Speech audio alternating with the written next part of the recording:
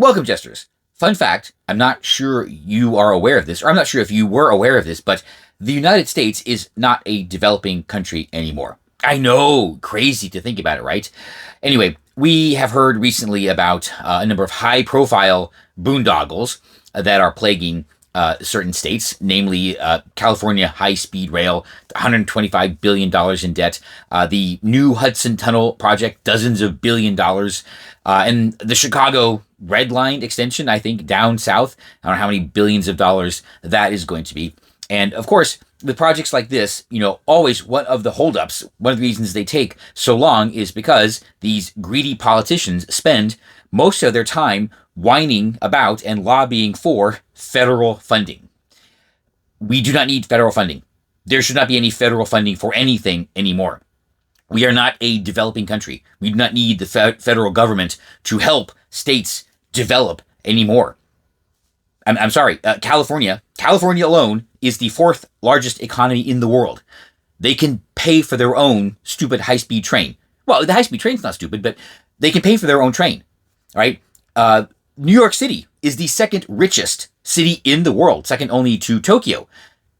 They can pay for their own tunnel, right? The New York region, they can pay for their own tunnel, right? It has nothing to do with Florida. As a Floridian, doesn't benefit us one bit. It is not a critical national infrastructure. It's for New York. Chicago. The Chicagoland GDP is $760 billion. They can pay for their own subway. They do not need federal funding. None of these need federal funding. No one needs federal funding. Oh, and fun fact, the interstate highway system, sure, that is a defense project. It was originally the National Defensive Highway System. Yeah, right. So that is technically constitutional. Yeah, so okay, fine, there you go. But guess what? It's built. It doesn't need any more federal funding. Consider this. Our friends on the left, they continually like to drag Mississippi, right, as the poorest state in the union. Oh, poor Mississippi. But fun fact again, Mississippi, the poorest state in the United States, now has a higher GDP per capita than Canada. Right, the poorest state in the United States has a higher per capita GDP than Canada. Even Mississippi doesn't need the money. Even Mississippi does not need federal funding for any project, right? They are more productive than, our sovereign neighbor to the north, the entire country of Canada. But if they don't need federal funding, nobody needs federal funding. All of it should be gone.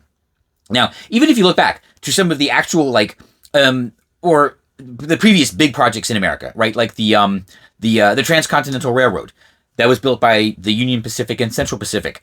That was not federally funded, right? That was built by the railroads. The only government help they got were guaranteed loans, which were paid back.